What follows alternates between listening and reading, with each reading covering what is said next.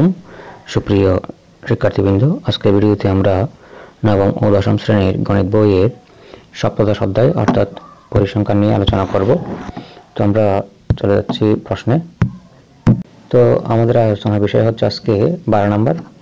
12 নম্বর বলা আছে কি দেখো, কোন বিদ্যালয়ে বার্ষিক পরীক্ষায় নবম শ্রেণীর 55 শিক্ষার্থীর গণিতে প্রাপ্ত নম্বরগুলো নিম্নরূপ। অর্থাৎ এই গণিতে নম্বরগুলো পাইছে তারা।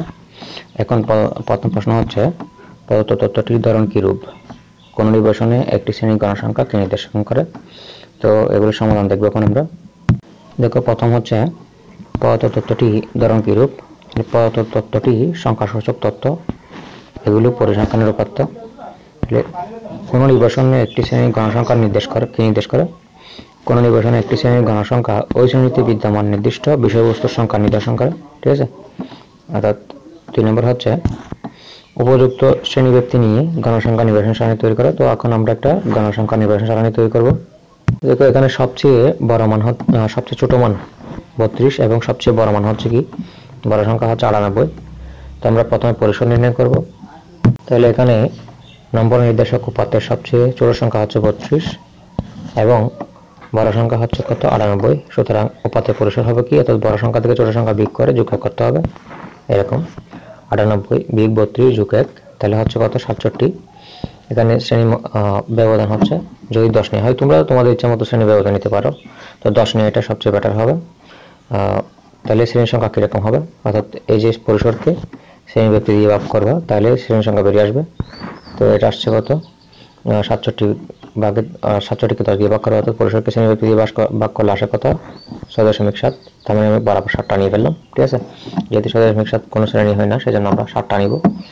তাহলে শ্রেণী ব্যবধান 10 নিয়ে 7 শ্রেণীতে উপাত্তসমূহ বিন্যাস করলে গণসংখ্যা নির্বাচন সারণীর নিম্নরূপ। দেখতে পাচ্ছ নিচে।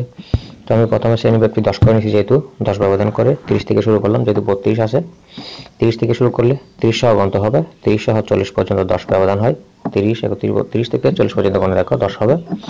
তো 30 থেকে 40-এর মধ্যে সংখ্যা আছে 3টা, সেজন্য আমরা লিখবো কি, 3টা টেলি চিহ্ন দিলাম। ঠিক আছে, 40 থেকে 50-এর মধ্যে কয়টা আছে সেটা দেখো, 51 থেকে 60, 60 থেকে 70, এরকম করে করে আমরা শ্রেণীগুলো গঠন করব।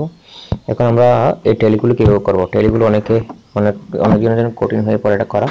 তো তোমরা এরকম করে করবো, আমি দেখাচ্ছি তোমাদেরকে। দেখো, প্রথমে আছে কত, এই যে 75, 65। তো এগুলো কীভাবে লিখবে, 75, 65 কোণ করা হবে, 75 কোণ করা হবে, এই যে এই করে হবে 75। ঠিক আছে, তাহলে 75 এখানে একটা ঘর দিবা, 65 কোণ করা হবে, এখানে ভেতর হবে, তার মানে এখানে একটা ঘর দিবা। ঠিক আছে, 65, 75, জাস্ট আমি কয়েকটা দেখাই তোমাদেরকে। তারপর হচ্ছে 98, 79, 98, 79 কোণ করা হবে, 98 কোণ করা হবে, সেটা দেখো 98 এখানে ভেতর হবে না, তার মানে এখানে একটা দিবা। 79 কোণ করা হবে, এখানে হবে না, মানে এখানে একটা দিবা। এরকম করে করে সবগুলো করে ফেলবে তোমরা। ঠিক আছে, করার পর এখন এই যে টেলিগুলো গণে, এখানে কয়টা টেলি আছে, 3টা, তাহলে 3 লিখলাম। এখানে কয়টা আছে, 5 আছে, 5 লিখলাম। ঠিক আছে, এখানে 5 দিয়ে 7 লিখলাম। এরকম করে করে এগুলো করে ফেলবা। ঠিক আছে, করার পর এখন এগুলোকে সবগুলো যোগ করতে হবে। ঠিক আছে, তো যেহেতু আমাদেরকে শুধু গণসংখ্যা নির্বাচন সারণী তৈরি করতে বলছে, সেজন্য আমরা শুধু গণসংখ্যা নির্বাচন সারণী তৈরি করলাম। এই যে আমাদেরকে বলা হয়েছে এখানে কি, গণসংখ্যা নির্বাচন সারণী তৈরি করতে বলছে। তো আমাদের এই যে গণসংখ্যা নির্বাচন সারণী কিন্তু তৈরি হয়ে গেল। ঠিক আছে, এখন আমরা পরবর্তী প্রশ্নে চলে যাই। এর বলা আছে কি, সংক্ষিপ্ত পদ্ধতিতে প্রাপ্ত নম্বরের গণ নির্ণয় করা। তো আমরা এটার গণ নির্ণয় করবো এখন। ঠিক আছে, গণ নির্ণয় করতে হলে আমাদেরকে প্রথমে যে কাজটা করতে হবে, এই যে শ্রেণীব্যক্তি এবং গণসংখ্যা এখান থেকে নিয়ে যেতে হবে ক হতে প্রাপ্ত মান আর কি। তো এগুলো জাস্ট এখানে নিয়ে আসবো আমরা। নিয়ে আসার পর তারপর দেখো, আমরা এখানে যে ক হতে প্রাপ্ত গণসংখ্যা নির্বাচন সারণী হতে সংক্ষিপ্ত পদ্ধতিতে আর কি গণ নির্ণয় করার যে সারণীটা দেখতে পাচ্ছ। প্রথমে শ্রেণীব্যক্তি দিবা, এখন মধ্যমান কীভাবে নির্ণয় করে, অর্থাৎ এই যে দুটো যোগ করে 2 দিয়ে ভাগ করবে, তাহলে এটা পাওয়া যাবে। আর বাকিগুলো কিন্তু এরকম করে বের করা লাগবে না। যেমন 10 ব্যবধান ছিল না এখানে, সেক্ষেত্রে এই যে এখানেও 10 ব্যবধান করে করে যাবে, 35.5। এরপর 10 যোগ করলে 45.5, 10 যোগ করলে 55.5, 10 যোগ করলে 65.5, এভাবে করে যাবে। তো এইদিকে গণসংখ্যাগুলো লিখলাম। এরপর দাবি যদি, অর্থাৎ যেটা সবচেয়ে মাঝখানে শ্রেণী, এটা বরাবর আমরা 0 দিব। তো উপরের দিকে আমরা ঋণাত্মক মান নিব, নিচের দিকে এটার ধনাত্মক মান নিব।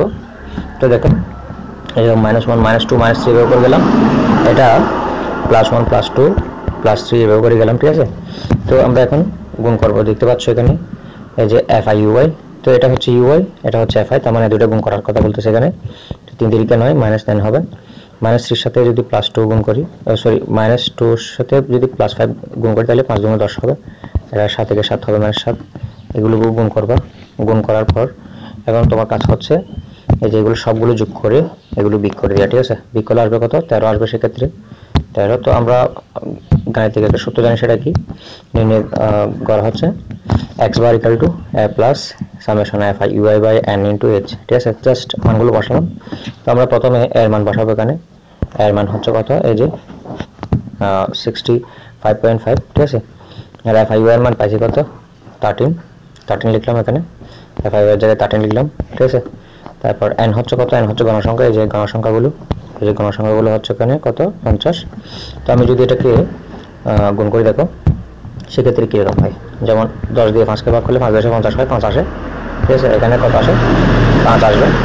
তারপর 5 দিয়ে যদি আমি 13কে ভাগ করি, 5 দিয়ে 13কে ভাগ করলে সেক্ষেত্রে আসে 2.5। তো আমরা যোগ করলে এই দুটো যোগ করলে পাবো কত? 68.1। তো শিক্ষার্থীরা, আমার এই ভিডিওটি তোমাদের কাজে আসে অবশ্যই চ্যানেলটাকে সাবস্ক্রাইব করবা এবং বেল বাটনটা অন করে দিবা এবং বন্ধুদের মাঝে শেয়ার করবা। ধন্যবাদ সবাইকে ভিডিওটি দেখার জন্য।